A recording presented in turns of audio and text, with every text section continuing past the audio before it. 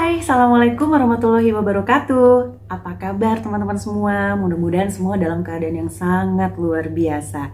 Dan senang sekali saya Yanti Widayanti bisa bikin lagi video ya. Nah, video kali ini memang berbeda dengan konten saya yang sebelumnya.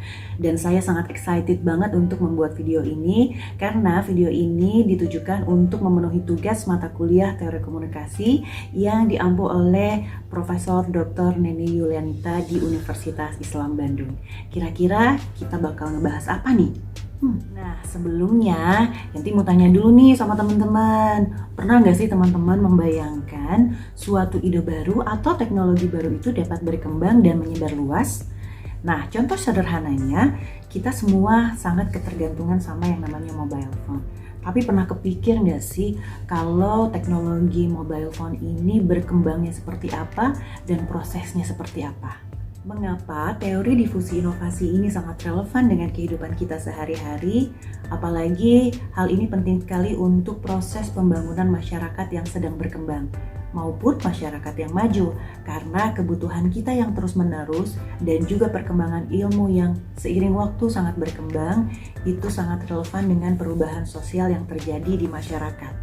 Jadi sederhananya, teori difusi inovasi ini esensinya adalah mengembangkan ide baru menjadi penemuan baru, lalu dikembangkan melalui proses difusi untuk dikomunikasikan kepada sistem sosial.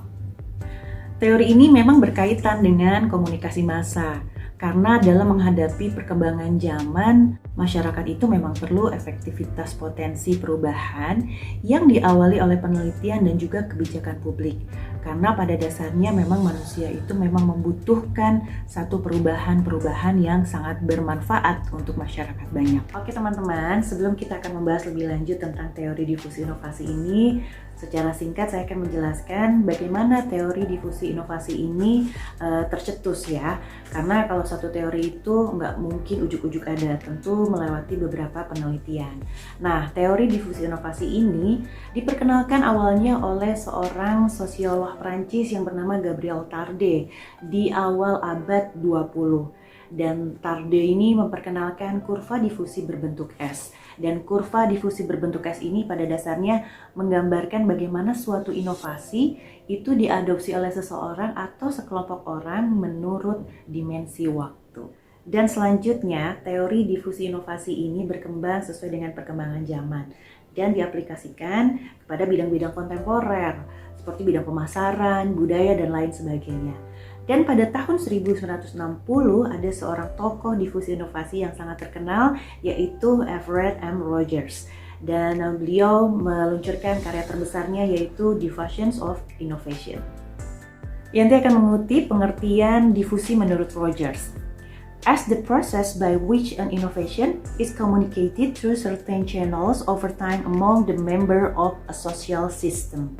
Lebih jauh lagi, dijelaskan bahwa difusi ini adalah suatu bentuk komunikasi yang sifatnya khusus dan berkaitan dengan penyebaran pesan-pesan yang berupa gagasan baru.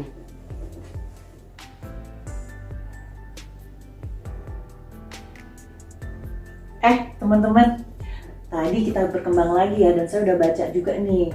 Ada pemikiran Rogers dalam proses difusi inovasi dan terdapat 4 elemen pokok. Nah, saya baca di sini ada 4 elemen, yaitu inovasi tentu, lalu ada saluran komunikasi, dan ada jangka waktu dan juga sistem sosial. Untuk lebih lengkapnya boleh lihat slide yang berikut ini.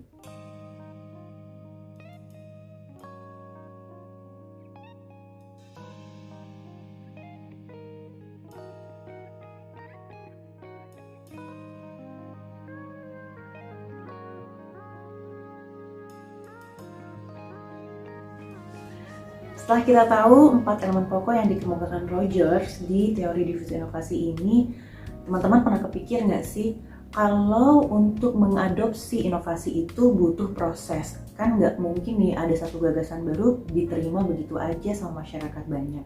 Nah, saya akan menjelaskan tentang tahapan dalam proses pengambilan keputusan inovasi. Tahapan yang pertama adalah tahapan munculnya pengetahuan. Di sini bagaimana sebuah ide baru itu dipahami sebagai eksistensi dan kebermanfaatannya dan apakah ini berfungsi pada sistem sosial. Tahapan kedua adalah tahapan persuasi, di mana tahapan ini seorang pengambil keputusan ini akan membentuk sikap baik atau tidak baik. Tahapan ketiga adalah tahap keputusan, di mana pengambil keputusan itu mengarah kepada aktivitas penerimaan atau penolakan. Dan selanjutnya ada tahap implementasi, di mana keputusan itu ditetapkan. Dan tahap terakhir adalah tahapan konfirmasi, di mana pengambil keputusan ini mencari penguatan terhadap keputusan yang diambil atau ditolak. Oke, barusan kita udah bahas tentang proses pengambilan keputusan inovasi melalui tahapan-tahapannya. Nah, sekarang kita akan membahas tentang anggota sistem sosial, karena dalam anggota sistem sosial ini terdapat kelompok-kelompok adopter, teman-teman.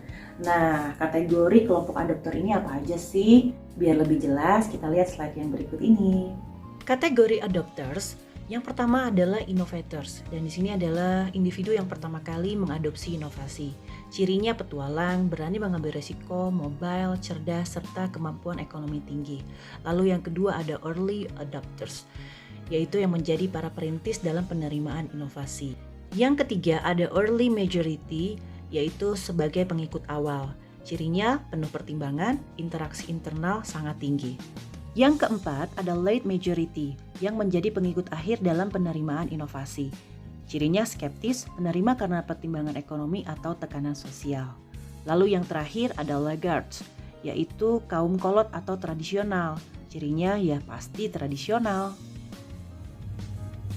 Wah, ternyata belajar teori difusi inovasi ini nggak seribet yang saya bayangin gitu ya. Walaupun prosesnya nggak sederhana, harus melalui beberapa proses dari tahapan penemuan, lalu proses difusi dan juga konsekuensi dalam penerimaan perubahan dalam sistem sosial gitu.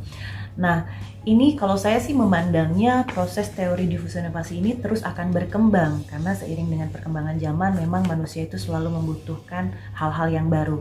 Tapi tentunya kita akan melihat kebermanfaatan dari gagasan baru tersebut. Oke, segitu aja pembahasan saya tentang teori difusi inovasi. Mudah-mudahan bisa bermanfaat untuk teman-teman mahasiswa komunikasi lainnya atau juga masyarakat luas. Amin.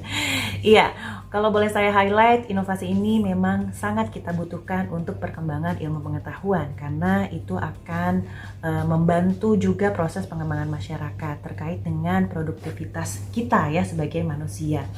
Ya, dan yang terakhir saya mau ngingetin dulu, jangan lupa untuk like, share, comment, and subscribe channelnya Lydia. Dan juga satu lagi nih, kebanyakan pesen ya. Dan satu lagi, tetap semangat belajar dan tetap semangat meraih kebahagiaan intelektual. Ciao, assalamualaikum warahmatullahi wabarakatuh. Dadah.